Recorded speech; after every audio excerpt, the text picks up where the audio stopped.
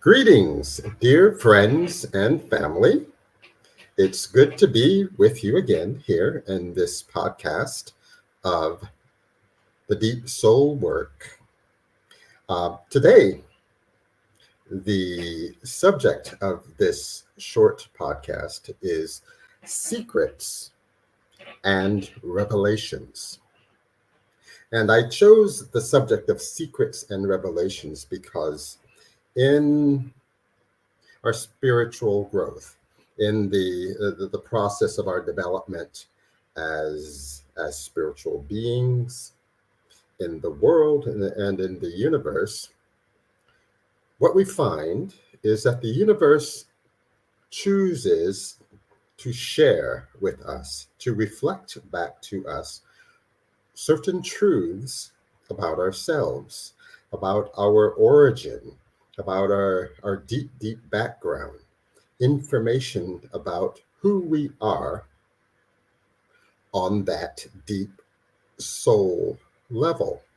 And it's interesting because very often this truth that gets shared to us sometimes, especially in the beginning, kind of functions as a little bit of a test of the universe, in the sense that it's as if the universe gives us some knowledge of self, almost in order to see how we handle it, how we hold it, whether we are capable of treating it and dealing with it as sacredly as this knowledge, this awareness, this realization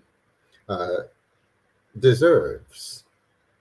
And depending on how we meet and hold and engage and are a guardian of this truth of self, truth of the nature of our relationship to the world and to the universe, how depending on how we handle it can determine whether more information, more realization will be allowed to flow to us, will to come to us. And so this is what I wanted to kind of talk about a little bit today with you.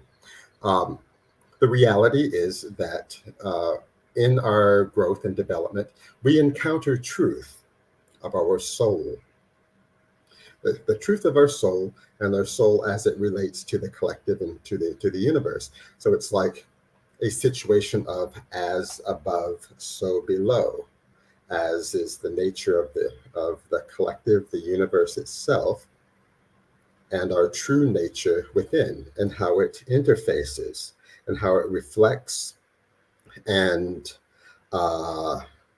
is analogous one to the other. This is, this understanding, this realization, I would suggest, is part of the power of deep soul work, where we learn how to hold sacred truths, sacred truth, information about ourselves. Now, what may constitute a sacred truth? I would suggest it may be our past life history, if you accept the reality or the notion or the principle of past lives. Or it could be our deep ancestral pattern that we may be exemplifying and living through in our lifetimes here and now. But the point being that this is knowledge that is at the core, of who we are, and therefore it has great power and great consequence, and is very, very important. So learning how to handle secrets, deal with revelation, I would suggest, is central to our growth.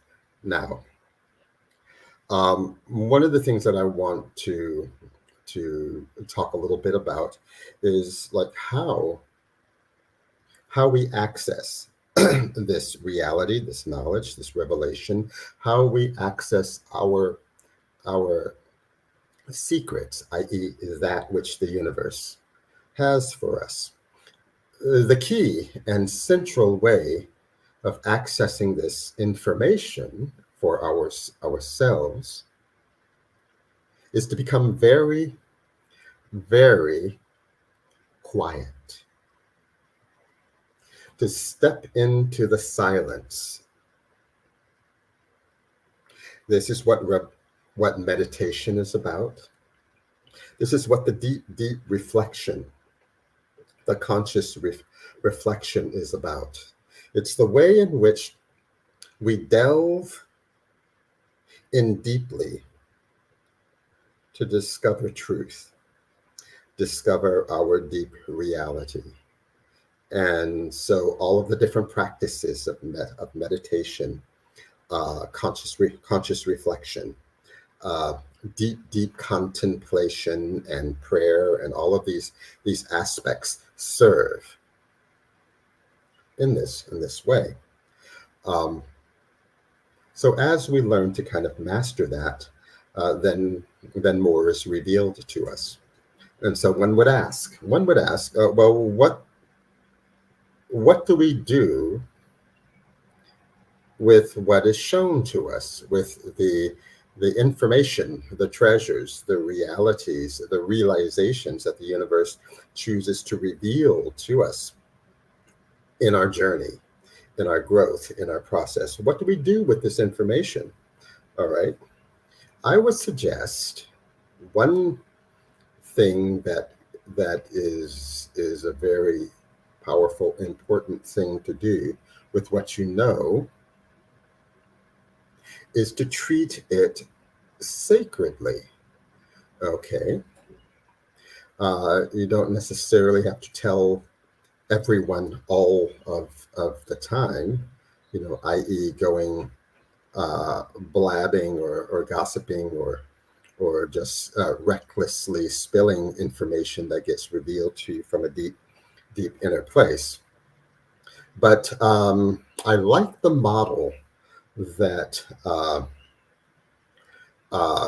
Native and tribal sisters and brothers have, of the idea of creating a medicine bag, a container, a special container that we keep with us, that we don't necessarily reveal that we have, but is the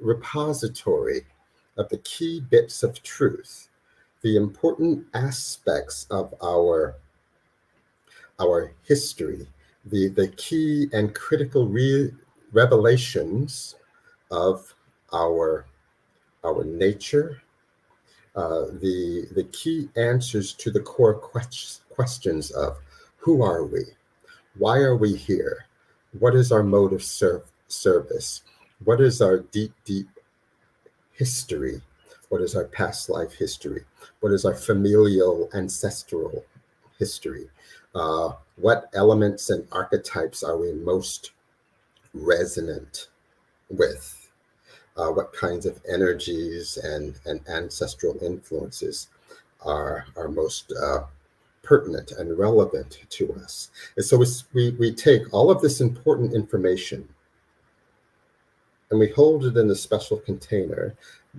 Now, it can be like a literal medicine bag, but I'm suggesting to even broaden the concept for a psychic or psychological medicine bag, the place in which we hold the most sacred truths of ourselves, that when it's appropriate we can add to it or shift it, but we hold the deepest truths of our narrative, our divine and sacred story of who we are. And we do this because it's powerful. It having this medicine bag, either literal or psychic or energetic, is what keeps us steady, integrated, consistent, powerful. It's our strength, it's our reservoir. It orients us in a universe that uh, for which it's necessary to have some consistency and to be steady in a place of where there is volatility. And so it's our strength. It allows us to ultimately to be able to serve and be powerful and be consequential in the world, consequential in our life, and to maintain our inner peace. And so this is where we collect our power stories, our realities, past life, ancestral truth. And it allows us to ultimately be who we were meant to be in this life, to reach the goals, to reach the destiny, to even know what the destiny is for us as individual beings. But this is important. How we learn to develop and create a sense of sacredness around the secrets and the revelations that the universe has for us. And so